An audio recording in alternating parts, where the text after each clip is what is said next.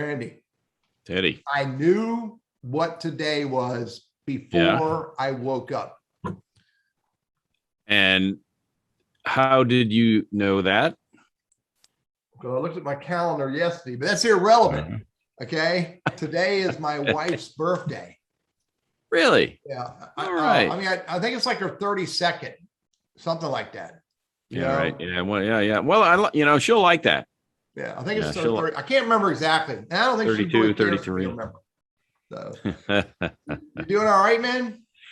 Yeah, ready for a new week to get rolling and ready to tackle it. So, Randy Wooden with Goodwill's Professional Center and Goodwill Industries, Northwest North Carolina. Teddy and I get together every Monday, talk a little bit about maybe a story and share a tip, and also talk a little bit about our guest that we'll have on our lunch conversation show at 11:55 on Wednesday. So, Teddy, tell the folks who you are, and we'll get things started. Yeah, there's at least, I think there's one person in the audience. I can see her over there in the back aisle that doesn't know who I am. Yeah. And Randy, it's a huge studio, man. We moved to this big studio and, we're finally filling up. So, I'm Teddy Burriss. I'm a LinkedIn strategist, trainer, and coach. I'm also a Google Workplace and Gmail consultant. Love helping people learn how to use those two business tools because they really are business tools. I work for a company called Burriss Consulting, which happens to also be my wife, and today is her birthday, and I've got a gift for her already, so I'm good. I'm covered in that regard. So cool beans. So hey, Randy, last week was Sam Wong, man, about startups. Yep. That was a cool conversation. Yeah, it was, and I learned things that it's like listening in a physics class, and you hear things, you're like, wow, that's pretty cool. I mean, what did you say again? And so I try to write things down. But the underlying takeaway for me was go in with your eyes open as you weigh any job offer, but especially with a startup, and also listen to the advice of others. Yeah. Take that and listen to the advice and act on it. You know what you know, but you don't know what you don't know. Yeah. And we may be very much subject matter experts, but we may not be experts at some of the finance side of it, some of the marketing side, some of the delivery side, some of the tax side. So get the help where you need it, and take advantage of it. It's out there. Yeah. By the way, Burriss Consulting is a Delaware C Corp. Yeah. And I'm going to talk with you later on, Randy. I want to offer you some stock options. I'm going to give you 10,000 shares. If you hang around, I'll give you 10,000 shares, man. But we'll talk about that later on. Oh, awesome. That's perfect. All right. Perfect. All right, buddy. Do you have a story for the week? Yeah, kind of. Yeah, I do. I love baseball. Actually, I love the Red Sox. Baseball, the game has changed so much, and I'm old and cranky and, get off my lawn. The game has changed so much since I was a kid, but, I still keep an eye on playoffs and World Series time. And the Atlanta Braves, just this past week, won the World Series, beat Houston in 6 games. And I remember, because I am old enough, Teddy, and this was when they played day baseball games, even in the World Series. I remember Hank Aaron, Phil Niekro, and those guys. They had just a really, really good team. Atlanta Braves back in the 60s, early 70s. And then they kind of went into the desert wandering with the Dale Murphy era and WTBS. Our Atlanta Braves, and they were on every night. They were terrible. Biff Pocoroba and all those guys at Rick Mailer, and they were just, but it was entertainment. Yeah. And then you've got the big 3 Hall of Famers, Glavine, Smoltz, Maddox, and the Atlanta Braves just had a really, really good team. They probably could have, would have, should have won more World Series, but they were ultra competitive, and then they went dark for a number of years. Now it's been over 25 and they're back. They won the World Series, and who knows the future? I think if you would have asked 5 months ago, would Atlanta be a favorite to win the series? You'd say no. Yeah. But that's why they play the game. Yeah. And same thing in a job hunt. You're out there, you've got to perform.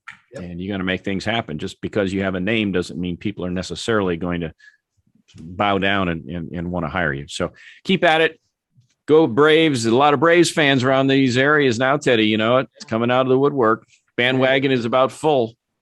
Now the baseball you have on your desk, whose logo is on that baseball?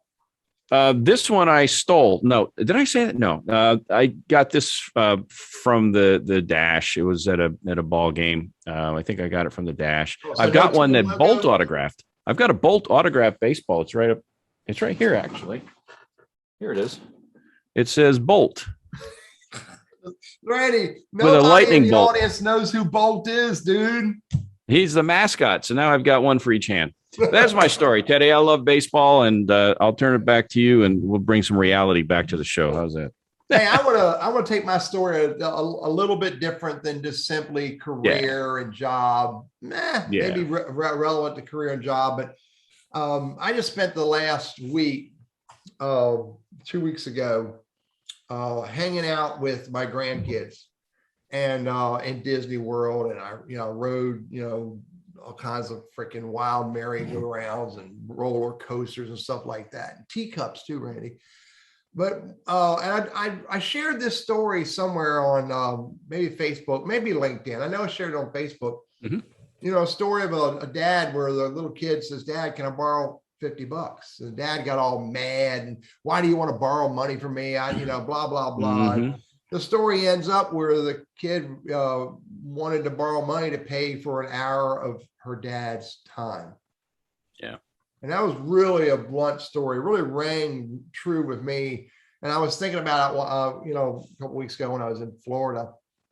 And I think about this. This is important. I mean, no matter all the stuff we have going on, we're trying to grow a business, or, we're trying to grow, our career and find that next job, and whatever the things we're doing, we better make time available, not make time. We better provide the time for our family and our kids, because, our kids will treasure the time with us far more than they'll treasure the dollars from us. That's big. So that really rang true to me. That's why I wanted to share that with everybody today. Think about what you're doing, and how often do you tell your kids? Isn't there a song out there, Randy? He says, there is a song. I'll have to try to find it. Where the kid says, "Cats in the Cradle." Remember that song? Yeah. And the dad doesn't spend time with it, and then at the end, it's too late. Mm-hmm. So that's my story. Find time to spend with your family. Yep. Hey, a great guest coming up. You're going to be the interviewer, right? Yeah. Les Fenyves, and I'm always butcher his last name, Fenyves, Fenyves. Les is a recruiter. Les is a career coach. Randy and I talked about this a couple months ago, and we said, we've got to bring back some grassroots job search stuff. So we decided we're going to reach out to some people with some grassroots job search stuff. Les is all about interviews and resumes and cover letters, and he's going to come to have a conversation with us about how to sell yourself in the interview, which is something that we all struggle with. How to really make sure that, the interviewer knows who we are and knows our value. So Les will be here on 11/10, Wednesday, November 10th. Wow, the years are going by. So join us, and again, grassroots conversations about selling yourself in interviews. So, hey, by the way, Teddy, I will not be available for that show, so we will have a super secret co-host bucking for my job, but I trust that you will retain my services. Oh, I know who it's going to be, Randy. Are we at liberty to divulge that? I don't know. Maybe should we? I don't know. We don't need to divulge it, but man, this person's going to give you a run for your money, dude. Uh-oh. Hey, I got a tip for you.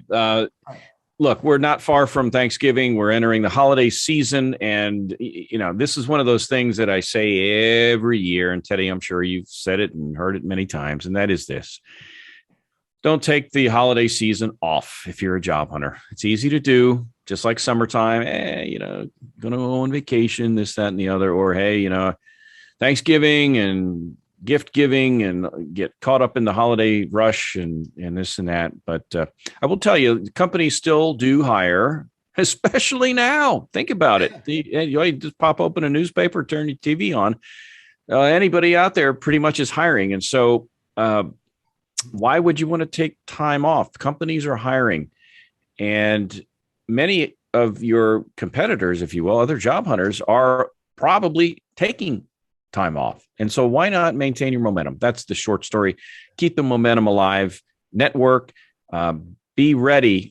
Sam had mentioned in the show last week where luck is when preparation meets opportunity. And many people have said that.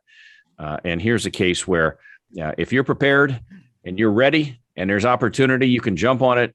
And maybe your competition is asleep at the wheel. Yeah. There you go. That's my tip. Absolutely, man. Yeah, and even if they're not hiring, this time of year is a great time to get into conversations with people about ideas and opportunities. Absolutely. Absolutely. All right, here's my tip. Yep. Randy, I'm talking to me. Okay. Listen to the expert and know who is the expert. Okay. Again, this happened a couple of weeks ago in Florida. Walk into this house we're renting, and there's a book on there that tells you how to, all the rules and ideas and opportunities and tips. And one of the tips was, hey, here's the best route to get from this house to Disney World or Epcot or whatever the place is we're going to. They had had 3 or 4 of them, and she wrote it out there. And so we get in the car and we're going, heading to wherever, Epcot or, and my son-in-law and I go, oh man, just punch it in the GPS. And my wife and my daughter go, no, I wrote down the instructions from the homeowner. The GPS was wrong because the GPS either took us down a path where there was a road missing or took us down a path where traffic was at a standstill. And the expert, whom my wife and daughter had written down the instructions from, and they're in a backseat driver role, they're sitting there going, you didn't listen to the right person. Know who the experts are and listen to them in everything you're doing in life, and it'll be way better. So, yeah, and also gives you somebody to blame if the expert's wrong.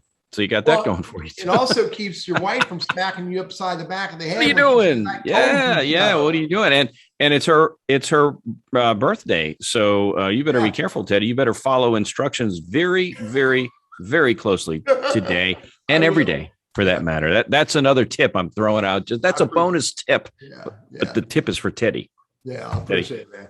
All right, guys. Look, everybody go off and have a great week. We'll see you on Wednesday, 11:55 a.m. Eastern Standard Time, where we go live in the green room. So you can show up and ask Randy or I any question you have before. Not me. I'm not going to be here. I'm not going to be here. Ask the special guest that'll cover for you. That's right. Yeah. Do we dare mention who it is? Well, can we do? We could. You think that she would mind?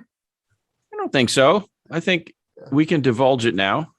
Is that Cindy Martin, Sindy, Cindy Martin. All right. Good friend of Randy's and mine. Really smart lady, fun lady. She keeps Randy and I in check with etiquette and professionalism, and that's a lot of work. But Cindy is going to full-time job, man. It's a full-time job. So show up at 11:55 this Wednesday. And we can promise you lots of good information, lots of good conversations you'll benefit from. So good deal. All right, buddy. Have a good day and a good week. Talk to you later, Teddy. Bye. All right, buddy. Bye.